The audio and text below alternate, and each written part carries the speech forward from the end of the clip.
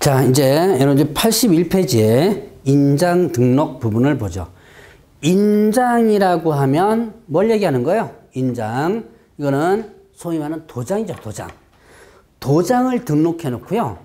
그 도장을 중개 행위를 하면서 쓰도록, 의무적으로 쓰도록 하고 있습니다. 자, 그럼 이렇게 도장을 등록하도록 하는 이유가 뭐예요? 자, 이거는 책임 중개를 위해서다라고 볼 수 있습니다. 자, 예를 들어서 도장 등록과 관련된 그 인장 사용 의무, 지금 이와 관련된 인장 사용 의무를 만약에 없다. 아무 도장이나 다 써도 된다. 라고 한다면 이런 게 있죠. 자, 오늘은 이런 도장 쓰고요. 내일은 이런 도장 씁니다. 여러 가지 도장을 막 쓰는 거예요. 그랬다가 자, 이런 도장 쓴 게 만약에 사고 났어요. 그럼 어떻게 됐어요? 여러분들? 나 이 도장 내 거 아니다. 라고 주장하겠죠. 도장이야 요즘 아무나 다 팔 수 있습니다. 내가 판 거 아니다 라고 주장을 하게 되면 그거 어떻게 증명할 수가 없는 거예요. 그래서 자, 이거를 막기 위해서 자, 도장을 등록해 놓고 그 도장을 쓰도록 일단은 의무화합니다. 그러면 만약에 그 도장이 찍혀 있다면 반드시 그 개업공개사가 중개인을 되게 된 거예요. 지금은 그런 케이스가 많이 없는데요. 자, 혹시나 요즘은 다 컴퓨터로 많이 하기 때문에 그런 케이스가 없는데 혹시나 도장을 그러니까 인쇄된 계약서를 쓰는 경우가 가끔 있어요. 아직도 인쇄된 계약서를 쓰는 경우가 가끔 있는데요. 20-30년 전에는 이 도장 때문에 사고 참 많이 났었어요. 어떤 사고가 있었냐면 여러분들이 한번 잘 그 중개사무소와 관련되어 계신 분들 혹시나 계시면 잘 한번 생각해 보세요. 요즘은 컴퓨터로다가 프린트 해가지고 다 쓰지만 옛날에는 그 인쇄된 계약서 이렇게 한 권짜리 하죠. 거기다가 도장을 다 찍어놔요. 등록된 인장들 다 찍어놓고 고무인 다 찍어놓습니다. 그래놓고 이제 계약이 들어오면 거기다가 해가지고 써가지고선 뚝뚝 찢어 나가는, 이제 찢어주고 이렇게 하는 거예요. 자, 그러다 보니까 어떤 현상이 벌어지냐면, 자, 옆집에서 나 1,000만 원짜리 그냥 주택임대차 하는데, 야, 계약서 한 장 줘. 부동산에 가서 계약서 얻는 경우가 의외로 많아요. 근데 이때 계약서를 개업공개사가 아무 생각 없이 그 한 권 도장 다 찍어 놓은 게 있거든요. 그 도장 찍어 놓은 것을 쭉 찢어준 거예요. 근데 나중에 이 1,000만 원 부분이 이 집이 이미 경매가 들어간 집이고 아무 뭐 확인도 못하고 임차인 들어왔다가 졸지에 보증금 날리면서 나갑니다. 쫓겨나게 되는 거예요. 이때 계약서를 보니까 자, 개업공개사 고무인하고 도장이 콱 찍혀 있거든요. 그러니까 어떻게 돼요? 분명히 지네들끼리 계약한 거 뻔히 알아요. 알면서도 이 임차인은 이제 뭐라도 하나 붙잡아야 될 거 아니에요. 거기에 해당 중개사무소 가가지고 야, 네가 중개해줬지 않느냐, 네가 책임져라 라고 하는 거예요. 이때 개업공개사가 졸지에 완전히 책임을 지는 그 사례가 많았어요. 왜? 등록된 장이 분명히 찍혀 있거든요. 나 중개 안 하고 계약서만 써줬다라고 아무리 주장해도 소용이 없는 부분이 있었습니다. 요즘은 그런 사고가 안 나타나는데 20년, 30년 전에는 꽤 많이 나타났어요. 결국은 이 인장 등록은 결국 뭐다? 책임 중개를 위해서다라고 하는 것을 설명하기 위해서 이 케이스를 설명드렸습니다. 그러면 인장 등록의 대상자가 있는데요. 인장 등록 대상자는 누구다? 자, 개업 공인중개사 및 소속중개사예요. 개업공개사는 인장 도장을 등록해야죠. 당연히 중개업무 하니까. 소속중개사도 인장 등록 의무자입니다. 그럼 소속중개사는 왜 그러냐? 자, 중개인을 하게 되면 거래계약서하고 확인설명서에 서명 및 날인을 해줘야 돼요. 자, 거래계약서 확인설명서에 서명 및 날인을 해줘라. 자, 그러면 이때 그 서명 및 날인할 때 등록된 인장을 사용하도록 하고 있는 거죠. 인장 등록의 시기는 기본적으로 업무 개시 전 이렇게 됐습니다. 자, 인장 등록의 시기는 언제까지다? 업무 개시 전입니다. 자, 시기를 한번 볼까요? 자, 인장 등록과 관련해서 인장 등록은 업무 개시 전까지 하여야 한답니다. 여기까지 하여야 한다. 근데 자, 개업 공인중개사는 등록 신청 시 할 수 있고요. 그 다음에 소속 공인중개사는 고용신고 시 한다. 할 수 있다 그랬습니다. 자, 개업공개사는 등록 신청 시 할 수 있고 소속공개사는 고용신고 시 할 수 있다. 그러나 언제까지 해야 한다? 업무개 시점까지 한다. 자, 이제 문구를 잘 보셔야 돼요. 업무개 시점까지 해야 한답니다. 업무개 시점까지 할 수 있다. 틀려요. 그 다음에 개업공개사 등록 신청 시 해야 한다가 아니고 할 수 있고요. 소속공개사는 고용신고 시 할 수 있다. 할 수 있다.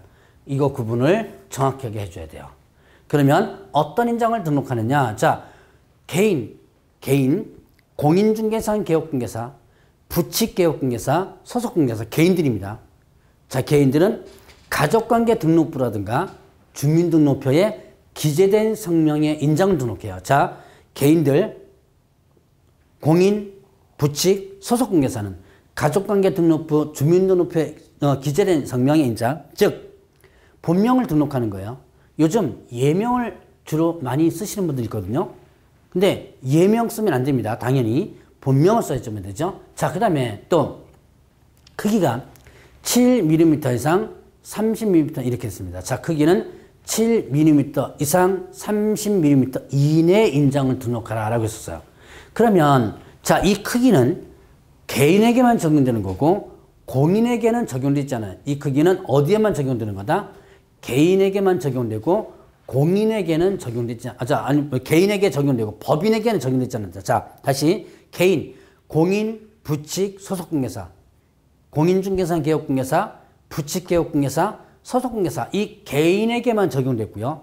그 다음에 또 법인에게는 적용되지 않는다. 자, 법인 그래서 7mm 이상 30mm 이내 이거는 법인에게 적용되는 크기가 아니라는 것을 여러분이 조심하셔야 돼요. 그럼 개인들은 이렇게 인장 등록하는데 인장 등록 신고서가 있습니다. 이거를 제출하면 되고요. 전자문서로도 일단 가능합니다. 자, 그러면 일단은 법인은 사무소가 두 가지였죠. 주된 사무소와 분사무소가 있는데 이때 주된 사무소는 상업 등기 규칙에 의한 인장을 등록하는 것이고 분사무소는 자, 상업등기 규칙에 의한 인장이나 아니면 또 법인의 대표자가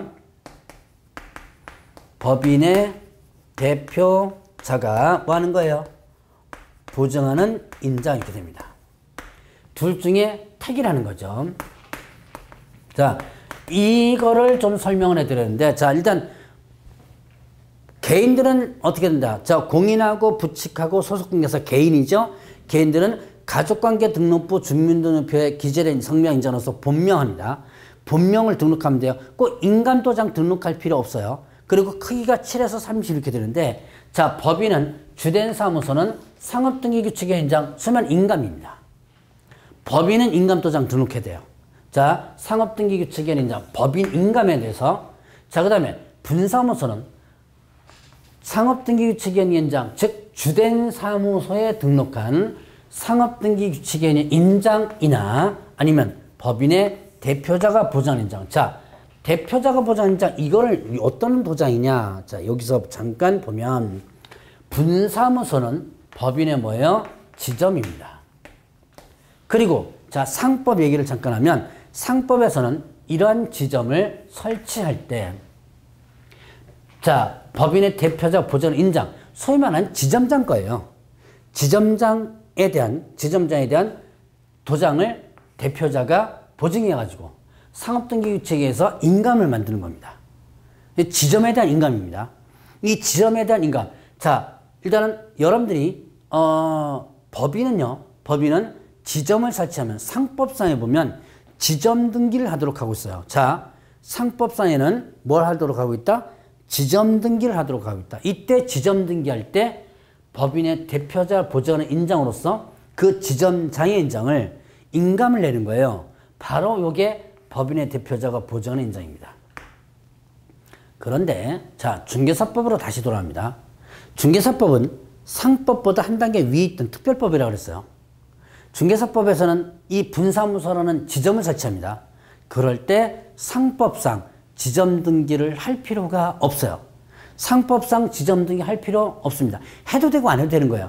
상법상 지점 등기를 해도 되고 상법상 지점 등기를 안 해도 된다. 만약에 하면 이 도장 나오겠죠. 근데 상법상 지점 등기 안 하고도 운영할 수 있어요. 그럼 상법상 지점 등기를 안 하면 이 도장이 나와요, 안 나와요? 안 나오죠. 그러니까 도장이 법적인 도장이 없으니까 주된 사무소 거를 그대로 쓰는 거죠.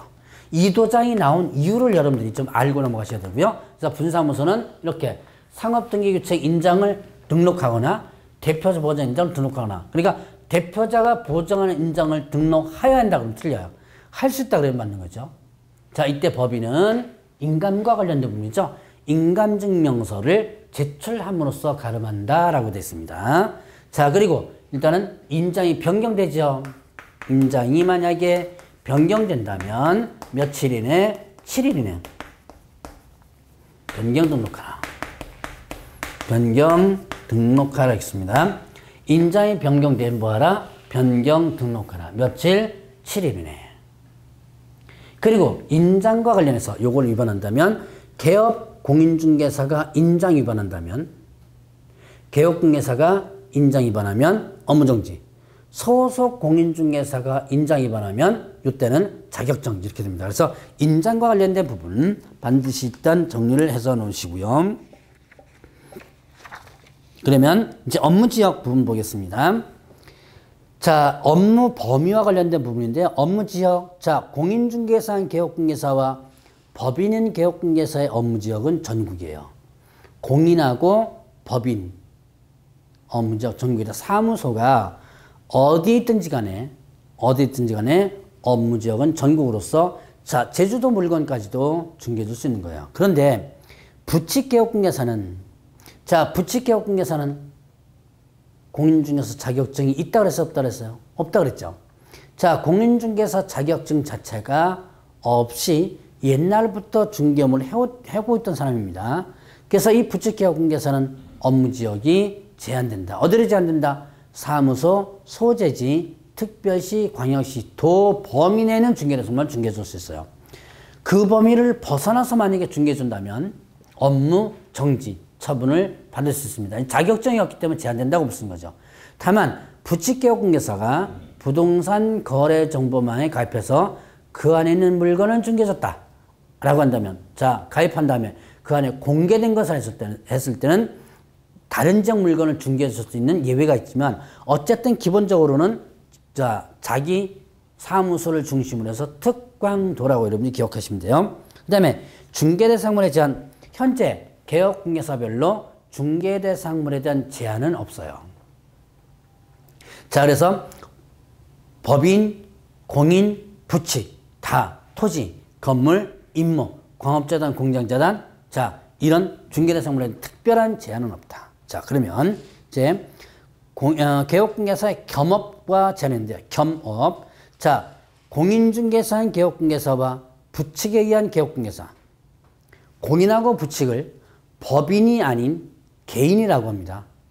법인이 아닌 개인이라고 그래요. 자, 그러면 법인이 아닌 개인, 공인하고 부칙 개업공개사는 겸업에 대해서 제한이 없어요. 물론 다른 법에서 제한하는 것 빼놓고는 모두 할 수 있다고 합니다. 그럼 타법에서 제한하는 게 뭐 있어요? 다른 법에서 제한하는 것은 의사, 변호사, 약사 이런 것도 있죠. 의사, 변호사, 세무사, 법무사, 약사, 그러한 자격증이 있어야지만 할 수 있는 것들 있죠. 그러한 자격증이 있어야지만 할 수 있는 그런 부분들 빼놓고 나면, 그러면 빼놓고 나면 다 할 수 있다. 그래서 여러분들이 그 주변에 한번 보세요.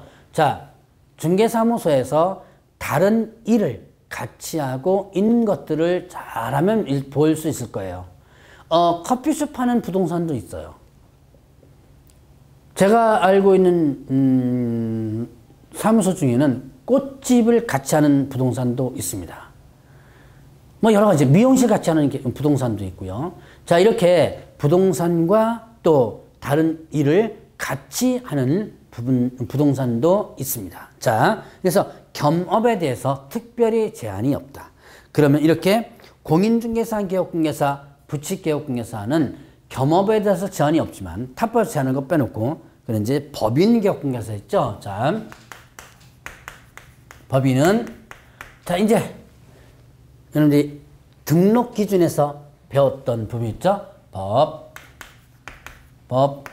제 14조에 규정된 업무만을 영위할 목적으로 어떻게 하라? 설립하라 했어요. 자, 14조에 규정된 업무만을 영위할 목적으로 설립하라라고 했는데요. 이거는 겸업을 뭐 하는 거라 그랬어요? 저는 자, 겸업을 뭐 한다? 제한한다. 금지하는 게 아닙니다. 법인은 겸업을 제한하는 것으로서 금지하는 것은 아니다. 자, 그러면 이때 겸업을 제한하는 것으로서 이거는 요거를 위반한다면 상대 등록 취소. 등록을 취소할 수 있다. 상대 등록 취소는 뭐에 해당되죠? 업무정지. 업무정지에 해당된다고 볼 수 있죠. 자, 상대 등록 취소는 곧 업무정지다라고 볼 수가 있는 겁니다. 그러면 이렇게 14조에 규정한 업무만을 영위할 목적으로 설립해야 된다라는 근거중에서 그럼 14조에 규정된 업무가 뭔지를 일단 보죠. 자, 첫 번째 보면 자, 여러분들 이제 첫 번째 뭐가 나와요? 상업용 건축 및 주택의 임대관리 등 부동산 관리 등. 자, 상업용 건축 및 주택의 임대 관리 등 부동산 관리 등 부동산 관리를 하는 거예요. 대행하는 거죠. 대행이 대신하는 거죠. 관리를 대신하는 거예요. 소개해 주는 게 아니에요. 중개해 주는 게 아니죠. 관리를 대신하는 겁니다. 상가 건물이나 주택의 임대 관리라든가 이런 것을 대신 관리해 주는 거다. 그 다음에 두 번째는 자, 부동산 이용, 그 다음에 개발, 그리고 거래에 관한 상담 이렇게 나와요. 자, 이걸 일명 뭐라 하냐면 부동산 컨설팅이라고 해요. 우리나라에서 부동산 컨설팅이라는 간판을 달고 명함을 들고 다니면 다 뭘로 보냐면 사기꾼으로 봅니다. 그리고 또 하나 보는 게 뭐냐면 기획부동산으로 봐요. 근데 사실 이 부동산 컨설팅이라는 이 직업은 아주 고급 직업입니다. 부동산 이용과 개발이라든가 거래에 관한 상담을 해주는 거예요. 내가 부동산 가지고 있는데 이 부동산 가지고 뭘 할 것인가 라는 것을 자, 전문가가 분석해가지고 제시해 주는 거죠. 아니면 내가 어떤 사업을 하겠다. 그럼 그 부동산을 사야 되는데 거기 알맞는 부동산을 갖다가 구매해주는 역할을 해주는 것이 컨설팅이에요.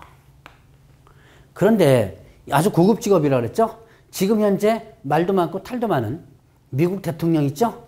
그 미국 대통령도 부동산 컨설팅 업자입니다. 흔히들 여러분들 부동산업자라고 표현을 많이 하지만 컨설팅 업자예요. 소위 말해서 젊었을 때 컨설턴트입니다, 이게. 그 사람이 이 사람을 대안을 제시해주고 하는 거예요. 근데 우리나라에서는 컨설팅이라고 한다면 다 사기꾼으로 보는 이유가 있어요.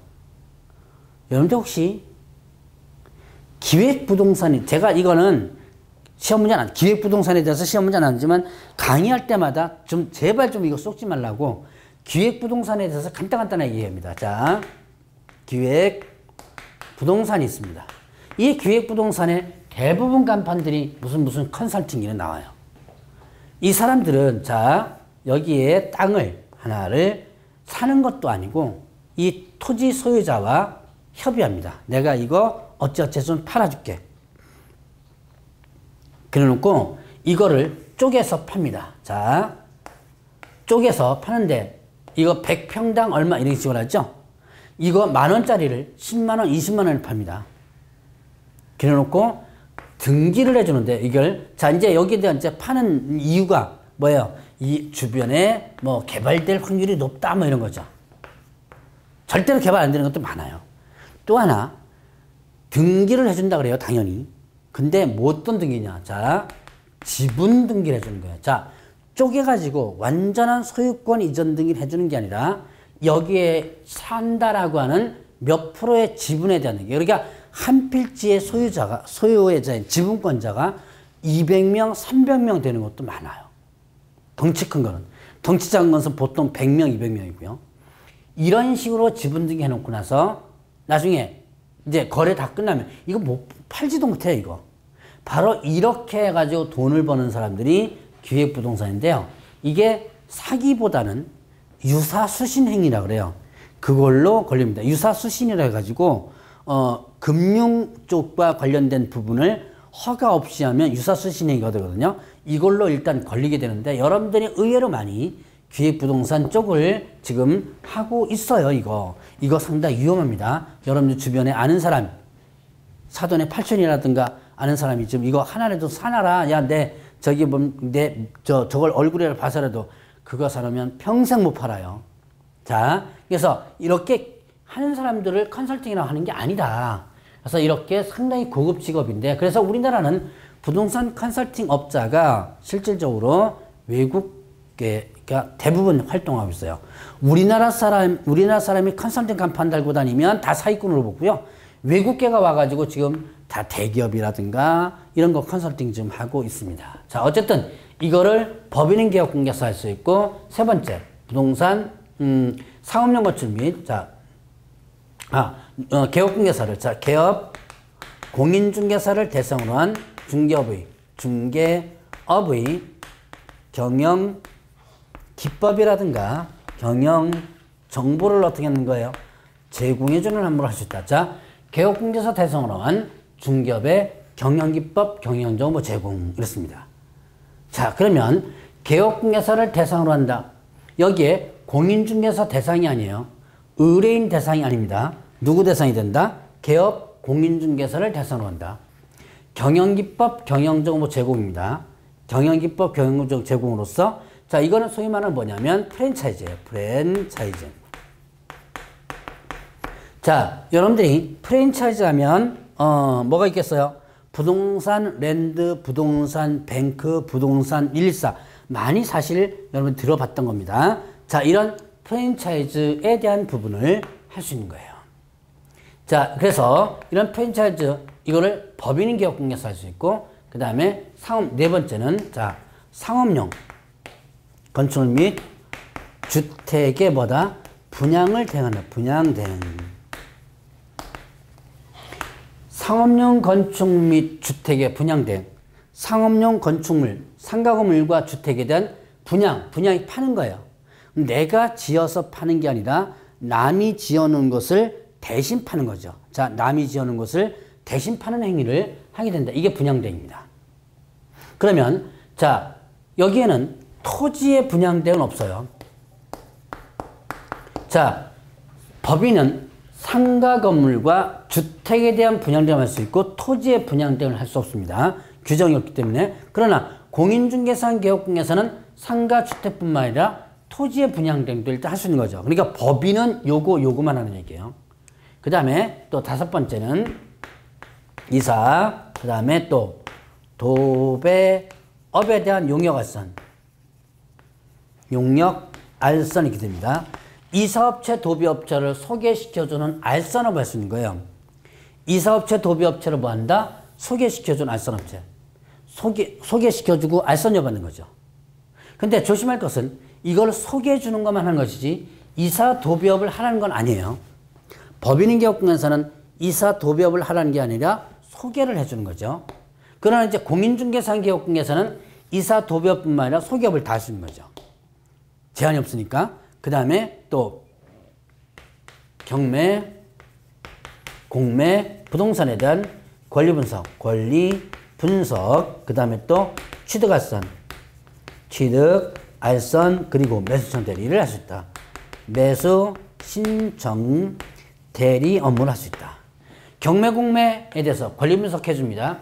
이거 한번 해봐라. 취득에 대한 알선해 줍니다. 그 다음에 자, 내가 매각장사에 가서 이 사람을 대신해서 낙찰 받아주는 거죠. 이게 매수 신청 대리 업무예요. 자, 이제 이거는요, 원래는 누구의 업무냐면 변호사 업무예요. 변호사가 아닌 자가 이런 경매, 공매 업무를 했다라고 한다면 원래는 변호사법 위반입니다.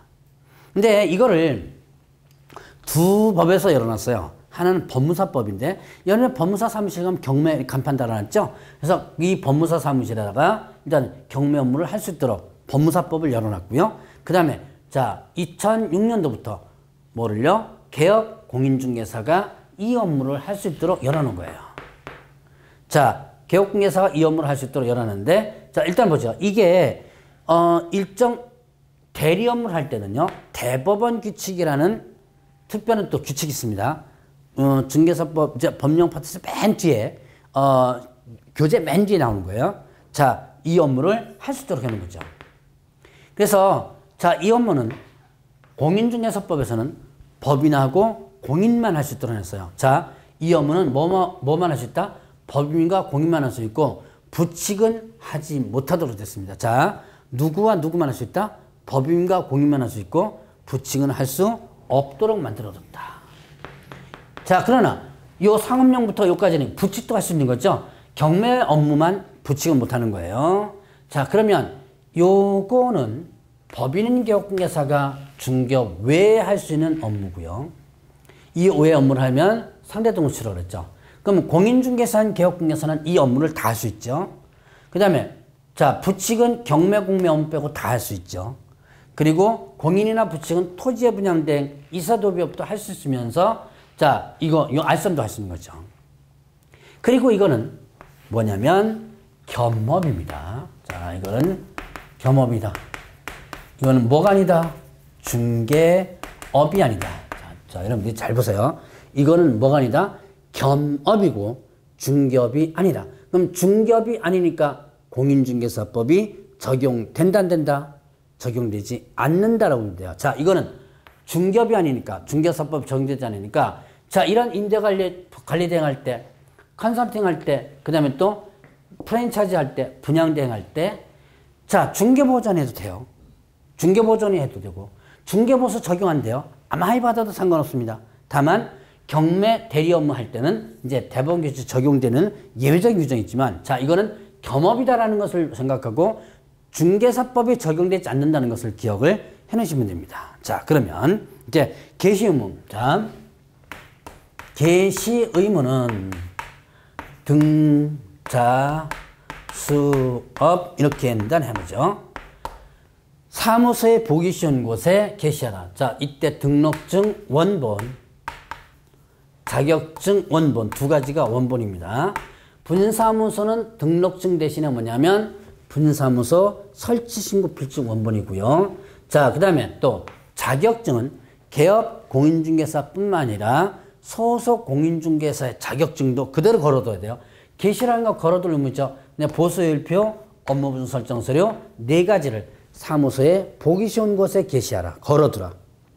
이거를 만약에 안 걸어두면 이때는 100만 원 이하의 과태료는 돼요. 자, 소속 공인중개사의 자격증을 만약에 안 걸어뒀다. 그럼 이때 누가 100만 원 과태료를 먹느냐?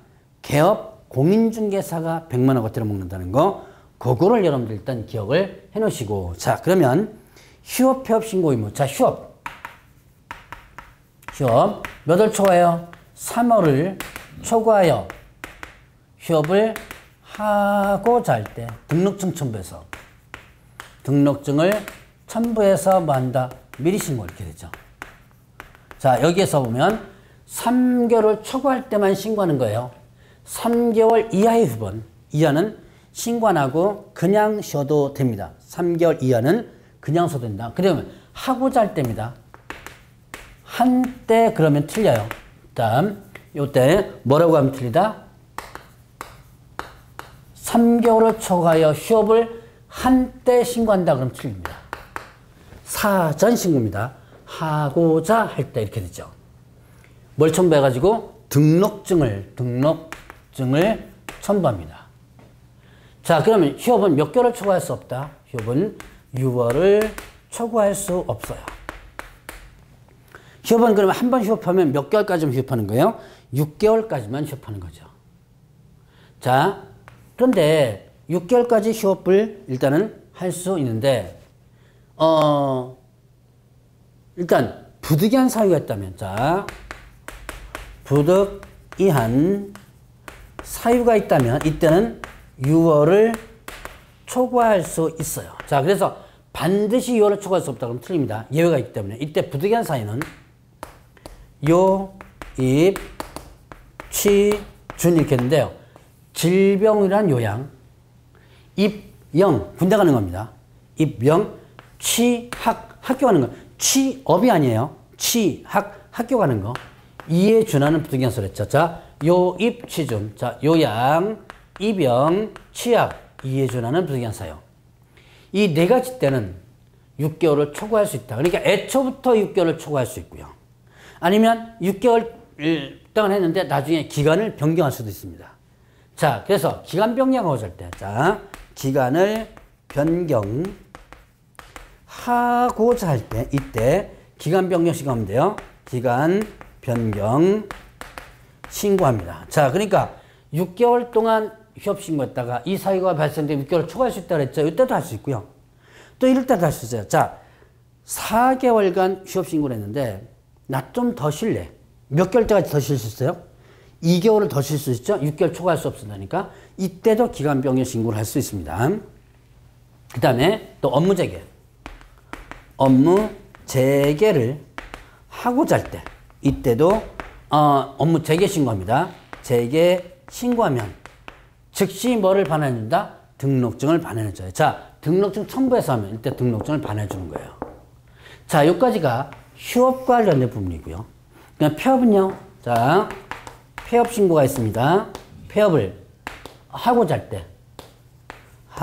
때 이때 뭐 첨부해서 등록증 첨부해서 등록증을 첨부하여 미리 신고합니다. 미리 신고한다. 이렇게 돼 있어요. 자, 그러면 폐업 신고는 그냥 하고자 할 때 사전이죠.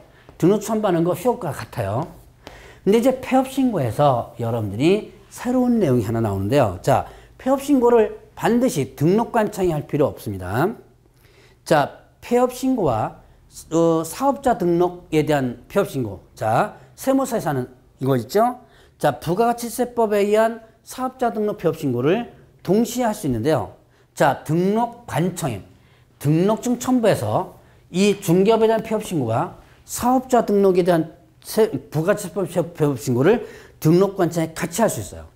그러면 이때 등록관청 같이 하면 지체 없이 그 사업자 등록에 대한 폐업 신고서를 세무서에 송부하도록 하고 있습니다. 자, 그러면 반드시 또 등록관청 해야 되냐? 그것도 아니에요. 자, 사업자 등록에 대한 폐업 신고를 세무서장에게 합니다. 그런 사업자 등록에 대한 폐업 신고를 하면서 중개업에 대한 폐업 신고를 동시에 폐업 신고서를 제출하게 되는 거예요.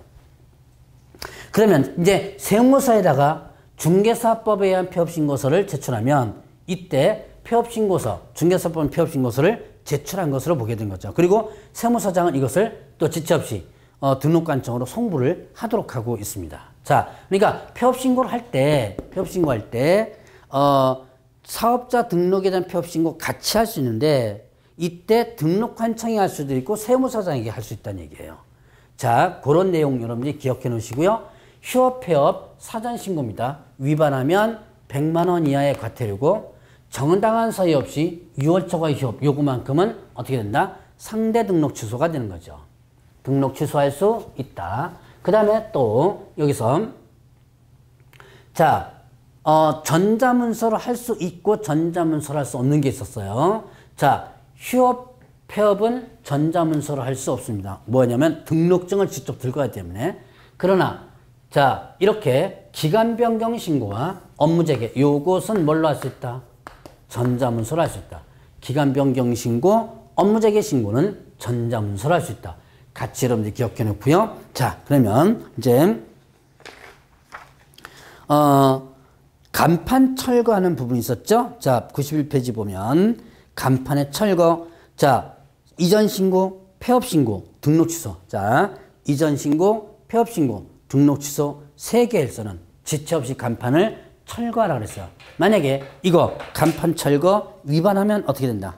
이때는 어떻게 된다? 자, 행정대집행법에서 대집행할 수 있다. 자, 100만 원 과태료가 아니에요. 행정대집행법에서 대집행할 수 있다라는 근거 규정까지 있다는 거. 그거 여러분들이 기억을 해놓으시면 됩니다. 자, 그래서 간판 철거와 관련된 부분은 다시 한번 이전 신고하면, 폐업 신고하면, 등록 취소하면 세 가지입니다. 업무 정지나 휴업 신고는 철거 사유가 아니에요. 또 하나, 이 철거를 위반했을 때, 자, 곧바로 대집행할 수 있다. 철거 명령을 별도로 안 내리고 곧바로 대집행할 수 있다는 거 기억을 해 놓으시고요. 자, 이제 다음 시간에는 중개계약 부분을 보도록 하겠습니다.